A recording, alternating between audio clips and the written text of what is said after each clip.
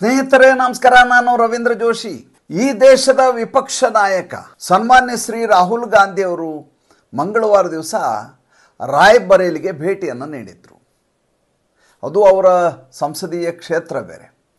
ಅಲ್ಲಿ ಆಗಸ್ಟ್ 11ನೇ ತಾರೀಕು ಅರ್ಜುನ್ ಪಾಸಿ ಅನ್ನುವಂಥ ಒಬ್ಬ ಯುವಕನಿಗೆ ಗುಂಡಿಟ್ಟು ಕೊಲೆ ಮಾಡಲಾಗಿರುತ್ತೆ. ಆಗಸ್ಟ್ 11ನೇ ತಾರೀಕು ಮಾತಿನ ಚಕಮಕಿ ನಡೆದ ಸಂದರ್ಭದಲ್ಲಿ ಒಬ್ಬ ಆತನಿಗೆ ಅರ್ಜುನ್ ಪಾಸಿ ಅನ್ನುವಂಥ 22 ಯುವಕರಿಗೆ ಗುಂಡಿಟ್ಟು ಕೊಲೆ ಮಾಡ್ತಾರೆ.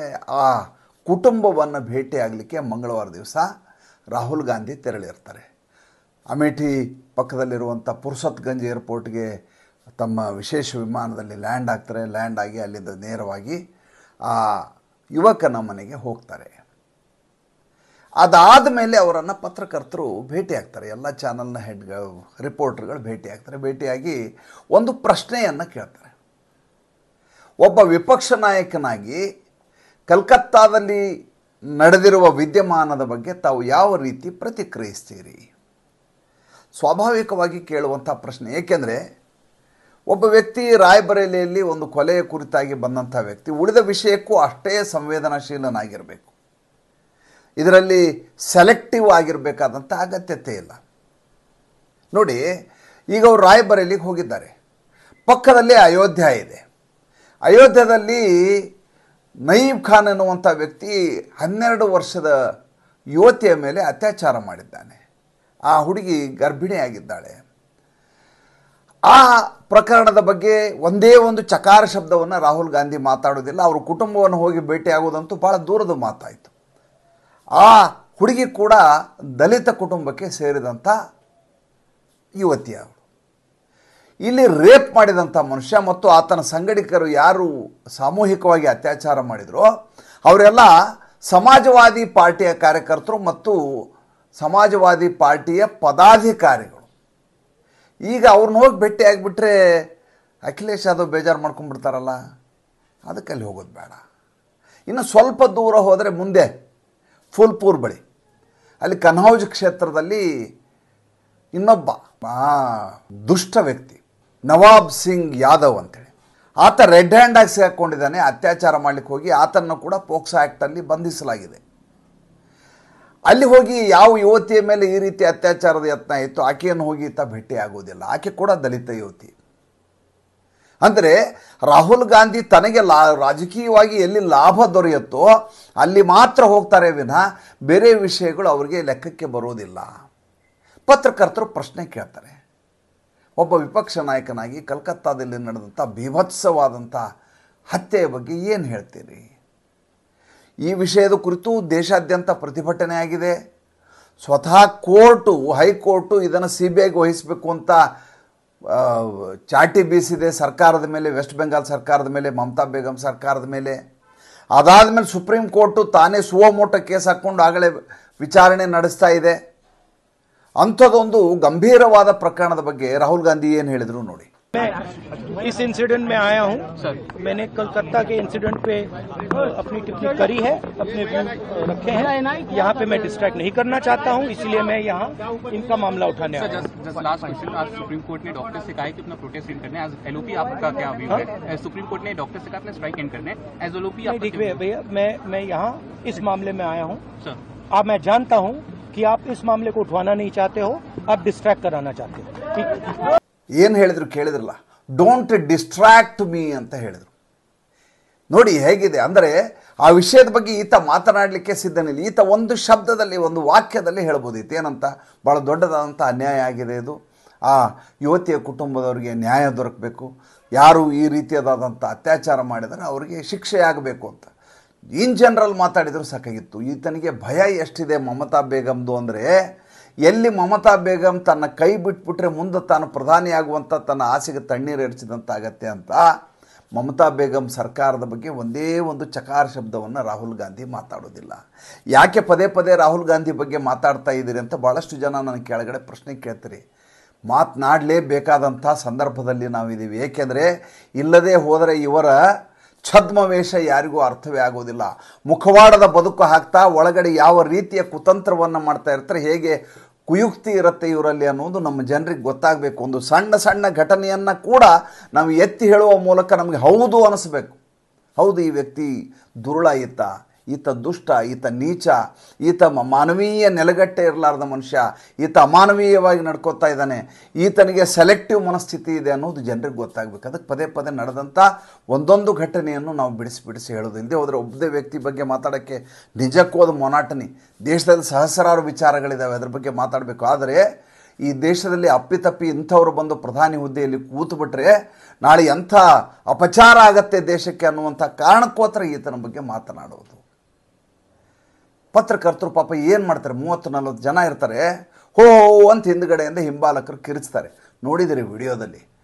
ಈ ಥರದೊಂದು ಸಿಸ್ಟಮ್ ಇದೆ, ಒಂದು ವ್ಯವಸ್ಥೆ ಇದೆ. ಏನಪ್ಪ ಅಂತಂದರೆ, ಔಟ್ ಆಫ್ ಸಿಲೆಬಸ್ ಕ್ವಶನ್ ಯಾವುದಾದ್ರೂ ನಿಮ್ಗೆ ಕೇಳಿದ್ರೆ, ಅಂದರೆ ಯಾವುದ್ರ ಬಗ್ಗೆ ಈತ ತಯಾರಿ ಮಾಡಿಕೊಂಡು ಬಂದಿರೋದಿಲ್ವ ಅಂತ ಪ್ರಶ್ನೆಯನ್ನು ಕೇಳಿದರೆ, ಈತ ಒಂದು ಪತ್ರಕರ್ತರಿಗೆ ನಿನ್ನ ಜಾತಿ ಯಾವುದು ಅಂತ ಕೇಳ್ತಾರೆ, ಇಲ್ಲ ನಿಮ್ಮ ಓನರ್ ಜಾತಿ ಯಾವುದು ಅಂತ ಕೇಳ್ತಾರೆ, ನಿನ್ನ ಸರ್ನೇಮ್ ಏನು ಹೇಳು ಅಂತಾರೆ, ನೀನು ದಲಿತನ ಅಂತ ಕೇಳ್ತಾರೆ, ನೀ ಹಿಂದುಳಿದ ವರ್ಗದವನ ಅಂತ ಅಂತಾರೆ.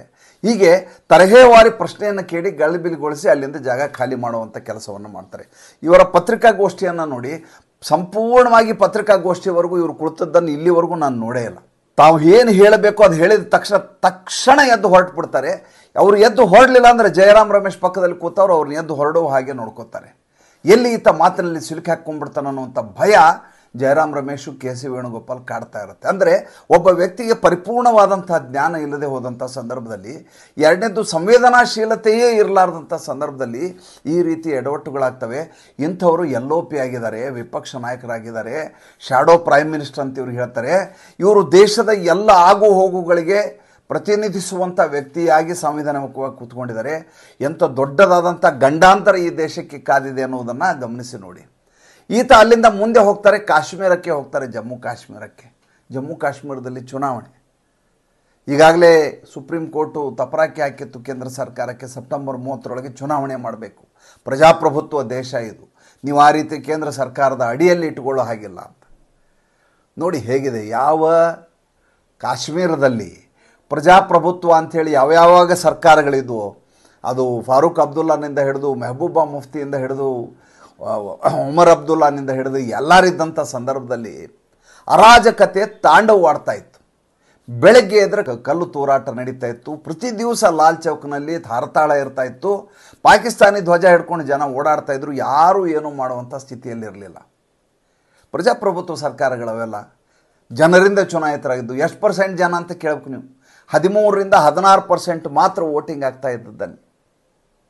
ಅದರಲ್ಲಿ ಇದು ಏಕೋಪಾಧ್ಯಾಯ ಶಾಲೆಯ ಮುಖ್ಯೋಪಾಧ್ಯಾಯ ಅಂತಾರಲ್ಲ ಹಾಗೆ, ಅಲ್ಲಿ ಅದರಲ್ಲಿ ಒಬ್ಬ ಮುಖ್ಯಮಂತ್ರಿ, ಆತ ಇಡೀ ಕಾಶ್ಮೀರವನ್ನು ನುಂಗಿ ನೀರು ಕುಡಿಯುವಂಥದ್ದು, ಎಷ್ಟು ಸಾಧ್ಯವಷ್ಟು ಭ್ರಷ್ಟಾಚಾರ ಮಾಡುವಂಥದ್ದು, ಕೇಂದ್ರದಿಂದ ಬರುವ ಹಣ ಏನಿದೆಯಲ್ಲ, ವಿಶೇಷ ಸ್ಥಾನಮಾನ ಬೇರೆ ಇತ್ತಲ್ಲ ಕಾಶ್ಮೀರಕ್ಕೆ, ಏನು ಪ್ಯಾಕೇಜ್ ಒಂದಕ್ಕಿಂತ ಒಂದು ಪ್ಯಾಕೇಜ್ ಬರೋವು ನೋಡ್ಕೊಳ್ಳಿಕ್ಕೆ, ದುಡ್ಡನ್ನು ನುಂಗಿ ನೀರು ಕುಡಿಯುವಂಥದ್ದು ಪ್ರಜಾಪ್ರಭುತ್ವ ವ್ಯವಸ್ಥೆ.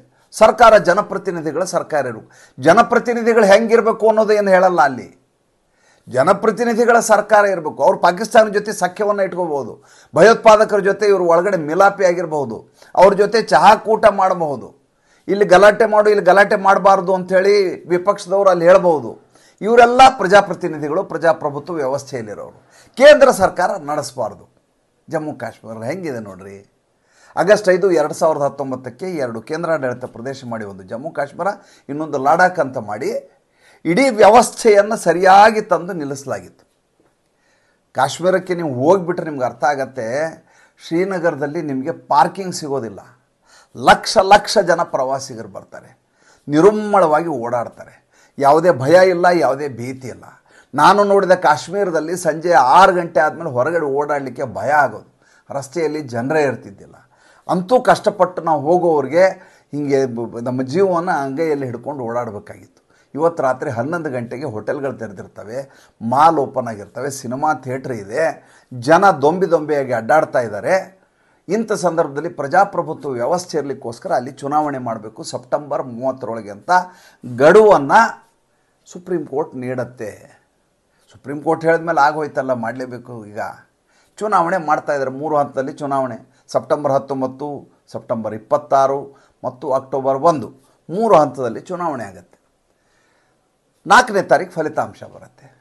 ಅದನ್ನು ಈಗ ಸಂಪೂರ್ಣವಾಗಿ ಕ್ಷೇತ್ರವಾರು ವಿಂಗಡಣೆಯನ್ನು ಮಾಡಲಾಗಿದೆ. ಮಜಾ ನೋಡಿ, ಹೆಂಗೆ ಭಾಳ ಇಂಟ್ರೆಸ್ಟಿಂಗ್ ಇದೆ. ಇದನ್ನು ನೀವು ಕೇಳಿಸ್ಕೋಬೇಕು. ಯಾಕೆ ಅಂತಂದರೆ ಚುನಾವಣೆ ಹೇಗೆ ಭಿನ್ನವಾಗಿದೆ ಕಾಶ್ಮೀರದ್ದು ಅಂತ ನಿಮ್ಗೆ ಯಾರು ಹೇಳಲ್ಲ, ನಾನು ಹೇಳ್ತೇನೆ ನೋಡಿ. ಜಮ್ಮು ಕಾಶ್ಮೀರ ಅಂತ ಎರಡೇನದಲ್ಲ, ಜಮ್ಮು ಕೆಳಗಡೆ ಇದೆ, ಕಾಶ್ಮೀರ ಮೇಲ್ಗಡೆ ಇದೆ. ಮೊನ್ನೆ ಲೋಕಸಭಾ ಚುನಾವಣೆಯ ಸಂದರ್ಭದಲ್ಲಿ 2 ಸ್ಥಾನಗಳನ್ನು ಭಾರತೀಯ ಜನತಾ ಪಾರ್ಟಿ ಗೆದ್ದುಕೊಂಡಿದೆ. ಒಂದು ಉಧಂಪುರ, ಇನ್ನೊಂದು ಜಮ್ಮು, ಹಿಂದೂ ಬಾಹುಳ್ಯ ಪ್ರದೇಶ.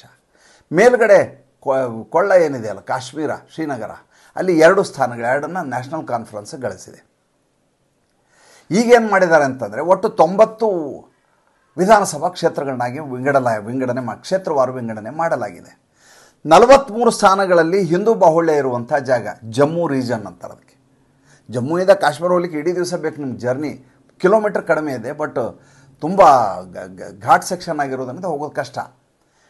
ಕಾಶ್ಮೀರದಲ್ಲಿ 47 ವಿಧಾನಸಭಾ ಕ್ಷೇತ್ರಗಳಿದ್ದಾವೆ. ಇದು 43, ಅದು 47, ಅಂದರೆ 90 ಒಟ್ಟು. 90ರಲ್ಲಿ ಮಜಾ ಅಂದರೆ 8 ದಲಿತರಿಗೆ ಮೀಸಲಿಡಲಾಗಿದೆ. ದಲಿತರಿಗೆ ಅಂದರೆ ಹಿಂದುಳಿದ ವರ್ಗದವರಿಗೆ, ದಲಿತರಿಗೆ, ST ಜನಾಂಗದವರಿಗೆ ಮೀಸಲಿಡಲಾಗಿದೆ. ಅಂದರೆ ಮೀಸಲು ಕ್ಷೇತ್ರಗಳವು ಅಂತ, ಯಾವ್ರು ಎಷ್ಟೆಷ್ಟು ಅಂತ ಮತ್ತೆ ಪ್ರತ್ಯೇಕವಾಗಿ ಹೇಳಬೇಕಾಗಿಲ್ಲ. ST ಜನಾಂಗದವರಿಗೆ ಮೀಸಲಿಡಲಾಗಿದೆ. ಆ 8 ಕ್ಷೇತ್ರಗಳಿದಾವಲ್ಲ, ಅತ್ಯಂತ ತೀರ್ಮಾನ ಮಾಡುವಂಥವು. ಯಾವ ಇಡೀ ಜಮ್ಮು ಕಾಶ್ಮೀರದಲ್ಲಿ ಮುಸಲ್ಮಾನರೇ ಪಾರಮ್ಯವನ್ನು ಮೆರೀತಾ ಇದ್ರೋ ಅಲ್ಲಿ STಗಳಿಗೂ ಅವಕಾಶ ದೊರೆಯುವಂಥ ಒಂದು ಅವಕಾಶ ಇದೆ. ಗುಜ್ಜರ್ ಅಂತ ಜನಾಂಗ ಇದೆ, ಗುಜ್ಜರು, ಬೇರೆ ಬೇರೆ ಒಂದು 5-6 ಜನಾಂಗಗಳಿದ್ದಾವೆ. ಅವರಿಗೆ ಪ್ರಾತಿನಿಧ್ಯವೇ ಇರಲಿಲ್ಲ. ಜೊತೆಗೆ 2 ಕಾಶ್ಮೀರಿ ಪಂಡಿತರಿಗೆ ಮೀಸಲಿರಿಸಲಾಗಿದೆ. ಯಾವ ಕಾಶ್ಮೀರಿ ಪಂಡಿತರನ್ನು ಓಡಿಸಲಾಯಿತು ಭಾರತ ದೇಶದಿಂದ 1990 ಜನವರಿ 19ನೇ ತಾರೀಕಿಗೆ, ಅಂಥ ಪಂಡಿತರಿಗೆ ಕೂಡ ಅಲ್ಲಿ ಪ್ರಾವಿಷನ್ ಮಾಡಲಾಗಿದೆ. ಅಲ್ಲಿ 2 ಸೀಟುಗಳನ್ನ ಅವ್ರಿಗೆ ಇಡಲಾಗಿದೆ. ಅಲ್ಲಿಗೆ ಭಾಳ ತುರುಸಿನಲ್ಲಿ ನಡೆಯುವಂಥ ಚುನಾವಣೆ. ಅಲ್ಲಿ ಭಾರತೀಯ ಜನತಾ ಪಾರ್ಟಿಗೆ ಭಾಳ ಗಟ್ಟಿಯಾದಂಥ ನೆಲೆ ಇಲ್ಲ. ಅಲ್ಲಿ ಈಗ ನಮ್ಮ ರಾಮ್ ಮಾಧವ್ ಅವ್ರನ್ನ ಪ್ರಭಾರಿಯನ್ನಾಗಿ ನೇಮಿಸಲಾಗಿದೆ. ರಾಮ್ ಮಾಧವ್ ಬಗ್ಗೆ ಮುಂದೆ ಇನ್ನೊಂದು ಸಲ ಮಾತಾಡ್ತೀನಿ. ಈತ ಜಮ್ಮು ಕಾಶ್ಮೀರದ ಇನ್ಚಾರ್ಜ್ ಆಗಿದ್ದರು. ಅವಾಗ ಸತ್ಪಾಲ್ ಮಲಿಕ್ ಇವ್ರ ಮೇಲೆ ಒಂದು ದೊಡ್ಡದಾದಂಥ ಆರೋಪ ಮಾಡಿದರು. 2 ಕೋಟಿ ರೂಪಾಯಿ ಫೈಲ್ ಕೊಟ್ಟಿದ್ದರು ಅಂತೇಳಿ ಸುಳ್ಳು ಕಥೆಯನ್ನು ಹೇಳಿದರು. ರಾಮ್ ಮಾಧವ್ ಅವ್ರು ಹೇಗೆ ಕಾಶ್ಮೀರ ಚುನಾವಣೆಯನ್ನು ನಡೆಸಬಲ್ಲರು, ಅವ್ರಿಗಿರುವಂಥ ಕೆಪಾಸಿಟಿ ಏನೋ, ಅದ್ರ ಕುರಿತಾಗಿ ಒಂದು ಬೇರೆ ಸಂಚಿಕೆಯನ್ನೇ ಮಾಡ್ತೀನಿ. ಈಗ ಚುನಾವಣೆಯ ಬಗ್ಗೆ ಮಾತಾಡೋಣ. ರಾಮ್ ಮಾಧವ್ ಅವ್ರನ್ನ ಈ ಬಾರಿ ಚುನಾವಣೆಯ ಪ್ರಭಾರಿಯನ್ನಾಗಿ BJP ಹಾಕಿದೆ. ಗೆಲ್ಲುವುದು ಕಷ್ಟ ಇದೆ. ಭಾರತೀಯ ಜನತಾ ಪಾರ್ಟಿ ತನ್ನ ಸ್ವಂತ ನೆಲೆಯಲ್ಲಿ ಅಲ್ಲಿ ಸರ್ಕಾರ ರಚನೆ ಮಾಡಲಿಕ್ಕೆ ಸಾಧ್ಯ ಆಗೋದು ಭಾಳ ದುಸ್ಸಾಧ್ಯ. ಅದು ಬೇರೆ ಪಕ್ಷದ ಜೊತೆ ಮೈತ್ರಿಯನ್ನು ಮಾಡ್ಕೋಬೇಕು. ಸುಲಭನ? ಈಗ ಮಾಡಿರುವಂಥ ನ್ಯಾಷನಲ್ ಕಾನ್ಫರೆನ್ಸು ತನ್ನ ಪ್ರಣಾಳಿಕೆಯನ್ನು ಅನೌನ್ಸ್ ಮಾಡಿದೆ. 6 ಅಂಶಗಳನ್ನು ಹೇಳಿದೆ. ಅದರಲ್ಲಿ ಹೇಳುತ್ತೆ, ನಾವು ಆರ್ಟಿಕಲ್ 370 ಪುನರ್ ಪ್ರತಿಷ್ಠಾಪನೆ ಮಾಡಲಿಕ್ಕೆ ಒತ್ತಾಯ ಮಾಡ್ತೀವಿ ವಿಧಾನಸಭೆಯಿಂದ ಅಂತ ಹೇಳುತ್ತೆ. ಮೊದಲೇದಾಗಿ ಇವ್ರಿಗೆ ಪವರ್ಸ್ ಇಲ್ಲ, ಸೆಂಟ್ರಲ್ ಗೌರ್ಮೆಂಟ್ ಮಾಡಬೇಕಾದ ಕೆಲಸ ಅದು. ಅದರ ಕುರಿತು ಇವತ್ತು ಮಾತಾಡ್ತಾ ಇದ್ದಾರೆ ಒಮರ್ ಅಬ್ದುಲ್ಲಾ ಮತ್ತು ಅವರ ಅಪ್ಪ. ಆಯಿತಾ? PDP ಅಂತೂ ಪ್ರತ್ಯೇಕವಾಗಿ ಮೆಹಬೂಬಾ ಮುಫ್ತಿ ಅವರು ಪಾಕಿಸ್ತಾನ ಜೊತೆ ಗುರುತಿಸ್ಕೊಳ್ಳಿಕ್ಕೆ ಯಾವತ್ತೂ ಸಿದ್ಧರಿರುವಂಥವ್ರು. ಇವರ ಮಧ್ಯೆ ಯಾರ ಜೊತೆ ಮೈತ್ರಿಯನ್ನು ಮಾಡಿ ಭಾರತೀಯ ಜನತಾ ಪಾರ್ಟಿಯಲ್ಲಿ ಸರ್ಕಾರ ಮಾಡಬಹುದು? ಈ ಎಲ್ಲ ಜಿಜ್ಞಾಸೆಗಳು ಕಾಡ್ತಾ ಇದ್ದಾವೆ. ಇಂಥ ಜಮ್ಮು ಕಾಶ್ಮೀರಕ್ಕೆ ಈ ನ್ಯಾಷನಲ್ ಕಾನ್ಫರೆನ್ಸು ಮತ್ತು PDP ಜೊತೆ ಮೈತ್ರಿಯನ್ನು ಮಾಡ್ಕೊಳ್ಳಿಕ್ಕೆ ರಾಹುಲ್ ಗಾಂಧಿ ಕಾಶ್ಮೀರಕ್ಕೆ ತೆರಳಿದ್ದಾರೆ. ನೋಡಿ, ಈ ಒಮರ್ ಅಬ್ದುಲ್ಲಾ ಮತ್ತು ಮೆಹಬೂಬಾ ಮುಫ್ತಿ ಈ ಬಾರಿಯ ಚುನಾವಣೆಯಲ್ಲಿ ಸೋತರು. ಬಾರಾಮುಲ್ಲಾದಲ್ಲಿ ಒಮರ್ ಅಬ್ದುಲ್ಲಾ ಸೋತರು. ಯಾರ ಕೈಯಲ್ಲಿ ಸೋತರು ಅಂತ ಕೇಳ್ಬೇಕು ನೀವು. ರಾಶಿದ್ ಇಂಜಿನಿಯರ್ ಅನ್ನುವಂಥ ಒಬ್ಬ ಭಯೋತ್ಪಾದಕನಿಂದ ಸೋತರು. ಕಳೆದ 5 ವರ್ಷದಿಂದ ಆತ ತಿಹಾರ್ ಜೈಲಿನಲ್ಲಿದ್ದಾನೆ. ರಾಷ್ಟ್ರದ್ರೋಹಿ ಮೊಕದ್ದಮೆ ಇದೆ ಆತನ ಮೇಲೆ, ರಾಶಿದ್ ಇಂಜಿನಿಯರ್ ಅಂತೇಳಿ. ಆತನಿಂದ ಸೋತಿರೋದು ಒಬ್ಬ ಮಾಜಿ ಮುಖ್ಯಮಂತ್ರಿ. ಇನ್ನೊಂದು ಮೆಹಬೂಬಾ ಮುಫ್ತಿ, ಈಕೆ ಅನಂತನಾಗದಲ್ಲಿ ಸೋತಿದ್ದಾರೆ. ಇಬ್ಬರಿಗೂ ಅಲ್ಲಿ ಜನಬೆಂಬಲ ಇಲ್ಲ. ಅವ್ರ ಜೊತೆ ರಾಹುಲ್ ಗಾಂಧಿ ಈಗ ಮೈತ್ರಿಯನ್ನು ಮಾಡ್ಕೋತಾ ಇದ್ದಾರೆ. ರಾಜಕಾರಣ ಹೇಗಿರುತ್ತೆ ಅನ್ನುವಂಥ ಕಾರಣಕ್ಕೋಸ್ಕರ ಈ ವಿಚಾರವನ್ನು ಹೇಳಿದೆ. ಮತ್ತು ಮುಂದಿನ ಸಂಚಿಕೆಯಲ್ಲಿ ಹೊಸ ವಿಷಯದೊಂದಿಗೆ ಬರ್ತೇನೆ. ಸಂಚಿಕೆ ಇಷ್ಟ ಆಗಿದರೆ ಲೈಕ್ ಮಾಡಿ, ಫಾಲೋ ಮಾಡಿ, ಶೇರ್ ಮಾಡಿ. ನಮ್ಮ ಮುಕ್ತ ಪತ್ರಿಕೋದ್ಯಮಕ್ಕೆ ದಯವಿಟ್ಟು ಆರ್ಥಿಕವಾಗಿ ಬೆಂಗಾವಲಾಗಿ. ಕೆಳಗಡೆ Google pay, PhonePe, Paytm number ಕೊಡಲಾಗಿದೆ. ಯಾವುದೇ ನಿಬಂಧನೆಗಳಿಲ್ಲ. ಎಷ್ಟು ಸಾಧ್ಯವೋ ಅಷ್ಟು ಉದಾರತೆಯಿಂದ ಈ ಸಂಸ್ಥೆಯನ್ನು ಬೆಳೆಸಬಹುದಾದಂಥ ಒಂದು ಅವಕಾಶವನ್ನು ದಯವಿಟ್ಟು ನಮಗೋಸ್ಕರ ಮಾಡಿಕೊಡಿ. ನಿಮ್ಮ ಸಹಾಯ, ನಿಮ್ಮ ಸಹಕಾರ, ನಿಮ್ಮ ಬೆಂಬಲ ಯಾವತ್ತೂ ಇದೆ ಅನ್ನುವಂಥ ನಂಬಿಕೆಯೊಂದಿಗೆ ನಡೆಸ್ತಾ ಇರುವಂಥ ಅಭಿಯಾನ ಇದು. ನೀವು ನಮ್ಮ ಜೊತೆಗಿದ್ದೀರಿ ಅನ್ನುವಂಥ ಏಕಮೇವ ನೈತಿಕ ಧೈರ್ಯ ನನ್ನದು. ನಮಸ್ಕಾರ.